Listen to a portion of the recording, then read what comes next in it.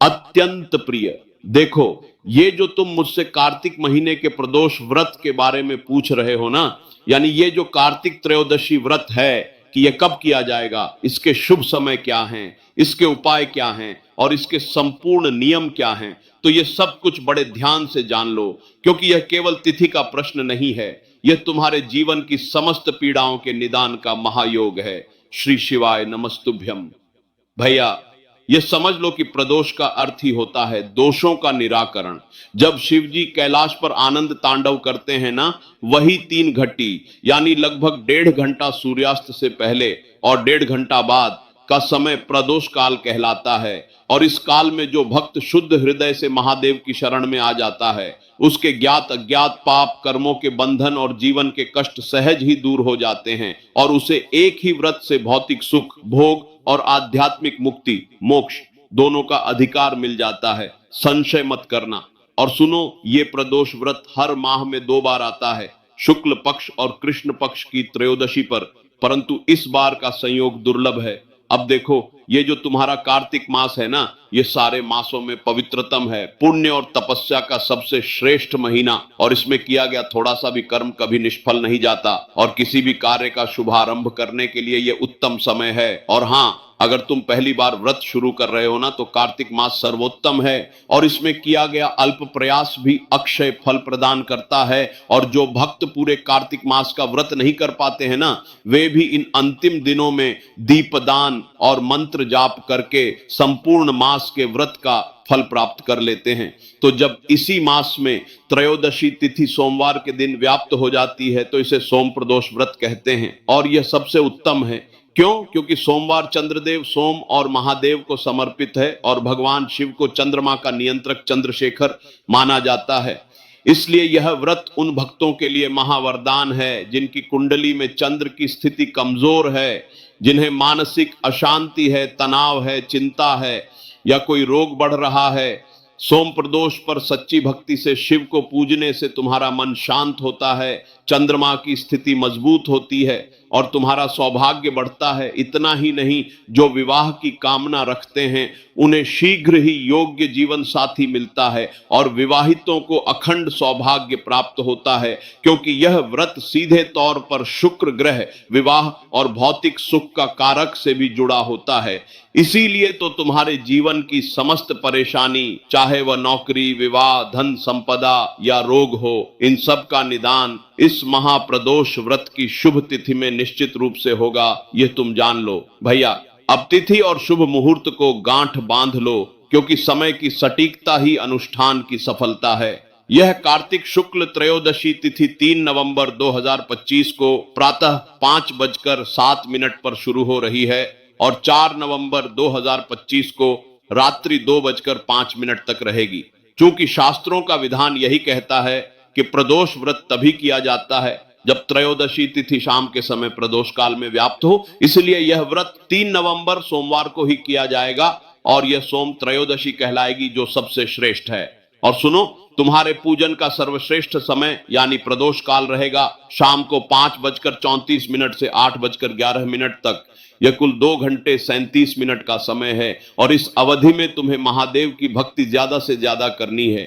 यह अवधि तुम्हारे अनुष्ठान के लिए सर्वोत्तम है। और हाँ, यह ध्यान रखना कि इस प्रदोष व्रत के अगले ही दिन 4 नवंबर 2025 को वैकुंठ चतुर्दशी मनाई जाएगी, जो शिव और नारायण के मिलन का यानी हरिहर मिलन का महादिवस है। और यह अनुष्ठान तुम्हें भौतिक सफलता, भोग और आध्यात्मिक स्वतंत्रता, मोक्ष दोनों का संतुलित आशीर्वाद प्राप्त करने के लिए तैयार करता है।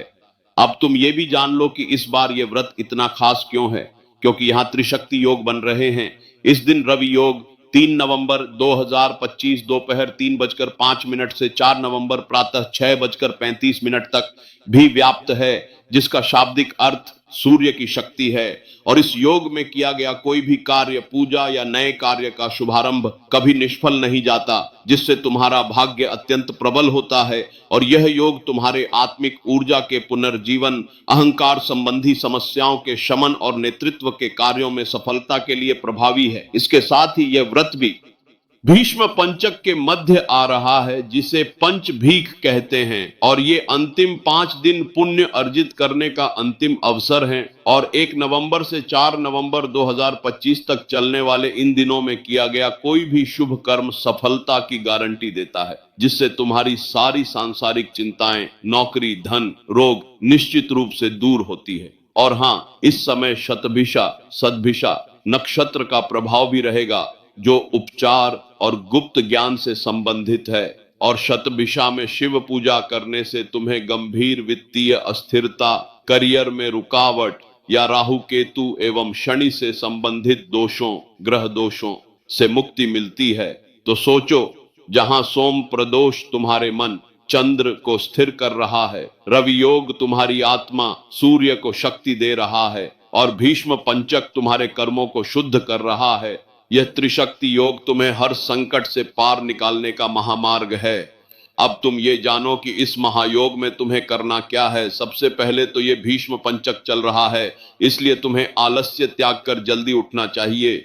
ब्रह्म मुहूर्त जो 4:51 सुबह से 5:43 सुबह तक है, में उठो, गंगा जल मिश्रित जल से स्नान करो, सूर्य भगवान को जल चढ़ाओ और तुलसी महारानी की पूजा जरूर करो, इससे महादेव भी प्रसन्न होते हैं। फिर आंवला, बड़, पीपल और बेलपत्र, ये सब पूजनीय वृक्ष हैं। इन वृक्षों की जड़ में कच्चा दूध और जल समर्पित करो। साथ ही ओम नमो भगवते वासुदेवाय और श्री शिवाय नमस्तुभ्यम जैसे महामंत्रों का जाप करते हुए इनकी सुंदर पूजा और परिक्रमा करो। यह ध्यान रखना, महादेव की भक्ति से श्री नारायण प्रसन्न होते हैं और श्री नारायण की भक्ति से महादेव स्वतः ही प्रसन्न हो जाते हैं। ये दोनों शक्तियां एक दूसरे के पूरक हैं।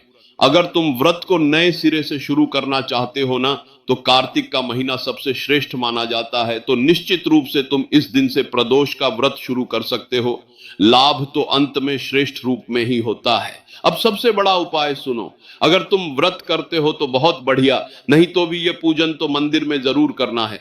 तुम्हें एओमकार बिंदु जल अभिषेक करना है। यह ब्रह्मांड की शक्ति से शिवलिंग का सिंचन है। एक जल का लोटा लो, उसमें संभव हो तो गंगा जल मिला लो। और चूंकि ये सोम प्रदोष है, इसलिए इस जल में सफेद वस्तु जैसे कच्चा दूध या सफेद फूल जरूर डालना, क्योंकि सोमवार के दिन सफेद वस्तु समर्पित करने से ही चंद्रमा की स्थिति मजबूत होती है और तुम्हारा सौभाग्य बढ़ता है। यह दूध जो होता है ना, यह सात्विक है और शिवलिंग पर चढ़ाने से महादेव की उग्रता शांत होती है और तुम्हारे मन की नकारात्मकता, तनाव और क्रोध का शोधन होता है। तुम्हें मानसिक शांति मिलती है। श्री शिवाय नमस्तुभ्यम, कुंदकेश्वर महादेव की जय कहते हुए, और कुंदकेश्वर महादेव उज्जैन के 84 महादेवों में 40वें हैं, जो आत्म शुद्धि और आंतरिक शांति का स्थान है। पंचाक्षर मंत्र या षडाक्षर मंत्र का जाप करते हुए तुम्हें एयूएम की आकृति से शिवलिंग पर जल चढ़ाना है। इसे ही एयूएम कार बिंदु जल कहते हैं। जल की धार को गणेश जी के स्थान जलाधारी के आधार से शुरू करो, फिर माता अशोक सुंदरी मध्य भाग तक ले जाओ, फिर कार्तिकेय भगवान के स्थान तक ले जाओ, फिर गोल आकृति बनाते हुए माता गौरा के हस्तकमल जलाधारी का गोल भाग पर जल समर्पित करते हुए अंत में शिवलिंग पर जल चढ़ाओ। इस एयूएम कार में ही पूरा ब्रह्मांड समाहित है और इस विधि से तुम गणेश, अशोक सुंदरी, कार्तिकेय, मां पार्वती और महादेव संपूर्ण शिव परिवार की कृपा एक ही बार में प्राप्त कर लेते हो। भैया, अब अभिषेक के बाद चंदन और बेलपत्र का उपाय सुनो। तुमने जो 5 बेलपत्र पहले से उपयोग में लिए हुए भी ले सकते हो, और चंदन लिया है ना, अपना नाम, गोत्र और कामना बोलते हुए तुम्हें 5 स्थानों पर पहले चंदन लगाना है और फिर बेलपत्र चढ़ाना है। ये 5 स्थान हैं। गणेश जी का स्थान बाधा निवारण, माता अशोक सुंदरी सौभाग्य और गृहस्थ शांति, कार्तिकेय भगवान शक्ति और विजय, माता रानी के हस्तकमल अखंड सौभाग्य, और शिवलिंग मोक्ष और समस्त कामनाएं। यह 5 स्थान अर्पण तुम्हारे जीवन की 5 प्रमुख कामनाओं को पूरा करता है। और सर्वोत्तम फल देता है। ये सरल सा कार्य, सरल सा उपाय निश्चित रूप से तुम्हें सर्वश्रेष्ठ फल देगा। और इस कार्य को करते हुए कुंदकेश्वर महादेव और 12 ज्योतिर्लिंगों का स्मरण जरूर करना। दूसरा सर्वश्रेष्ठ उपाय यह है कि इस दिन शिवलिंग पर 108 अखंड टूटे नहीं हुए चावल के दाने जरूर चढ़ाओ, क्योंकि यह द्वादशी और त्रयोदशी का महासंगम है और एकादशी के अगले दिन द्वादशी तिथि पर चावल खाना या भगवान को चढ़ाना शुभ होता है। और हाँ, गुरु जी कहते हैं कि शिवलिंग पर एक बेलपत्र, एक शमी का पत्ता और एक कनेर का फूल अगर त्रयोदशी तिथि पर समर्पित कर दिया जाए ना, तो सब काम स्वतः ही सिद्ध हो जाते हैं। बिना मांगे महादेव सब कुछ दे देते हैं। पूजन समाप्त होने पर शिवलिंग पर चढ़ाए गए जल को चरणामृत मानकर ग्रहण करना और पूरे घर पर छिड़काव जरूर करना, ताकि घर की नकारात्मकता और रोग दूर हों।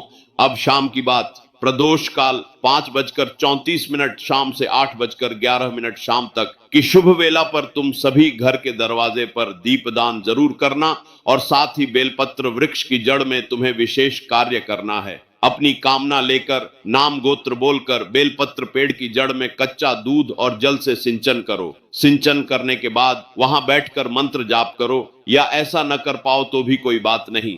साधारण सरल तरीके से पूजा परिक्रमा कर तुम्हें वहां 2 दीपक प्रज्वलित करने हैं। यह सबसे शक्तिशाली उपाय है। एक गोल बत्ती का घी का दीपक और एक तेल का दीपक। घी का दीपक दाहिने हाथ की तरफ प्रज्वलित करना, क्योंकि घी सौभाग्य, सुख और शुक्र का प्रतीक है। यह तुम्हारे सौभाग्य को बढ़ाता चला जाएगा। और सरसों के तेल का दीपक बाएं हाथ की तरफ जरूर लगाना, क्योंकि यह शनि का प्रतीक माना जाता है और शनि ही तुम्हें कष्ट, संकट, पीड़ा से मुक्त करते हैं। इन 2 दीपकों का संतुलन तुम्हें भौतिक सुख और कर्मजन्य बाधाओं से मुक्ति दोनों एक साथ प्रदान करेगा। कहा जाता है कि जो भी सोम प्रदोष के दिन बेलपत्र वृक्ष को कच्चे दूध से सिंचन कर वहां पूजा परिक्रमा कर ये 2 दीपक लगाता है, उसका सौभाग्य बढ़ता चला जाता है। तो यह कार्य तुम जरूर करना, तुम्हें लाभ ही लाभ होगा। प्रदोष काल की संपूर्ण अवधि में महामृत्युंजय मंत्र का जाप करना और पंचामृत, दूध, दही, घी, शक्कर, शहद से शिवलिंग पर अभिषेक करना, सफेद फूलों से शिव का श्रृंगार करना और अगर संभव हो तो पार्थिव शिवलिंग मिट्टी का बनाकर उसका पूजन भी करना, जिससे लाभ होता है। साथ ही तुम सभी ज्यादा से ज्यादा ओम नमो भगवते वासुदेवाय महामंत्र का जाप कर आंवला, बड़, पीपल, बेलपत्र और श्री नारायण के मंदिर में, महादेव मंदिर में दीपदान करो। यह शिव नारायण दोनों को प्रसन्न करने का मार्ग है, जिससे पितरों को भी सुख मिलेगा और सदा सर्वदा खुशियां बनी रहेंगी। यह कार्तिक सोम प्रदोष व्रत, भीष्म पंचक, रवि योग और विशिष्ट पूजन विधियों के संयोजन के कारण रोग, पीड़ा, धन और विवाह से संबंधित सभी प्रकार की शंकाओं और समस्याओं का निश्चित निदान करने वाला माना गया है। और इस व्रत की सफलता के लिए पूजन की शुद्धता और समय का ध्यान रखना अपरिहार्य है। इसीलिए 3 नवंबर 2025 को प्रदोष काल 5:34 शाम से 8:11 शाम तक में महादेव की आराधना सर्वोच्च फल देने वाली है। और यह 2 दिवसीय अनुष्ठान शिव मोक्ष और नारायण भोग दोनों की कृपा प्राप्त करने का सुनिश्चित मार्ग है, जिससे भक्त का जीवन शांति, समृद्धि और संपूर्ण कल्याण से परिपूर्ण होता है। राधे राधे। जय माता, श्री शिवाय नमस्तुभ्यम।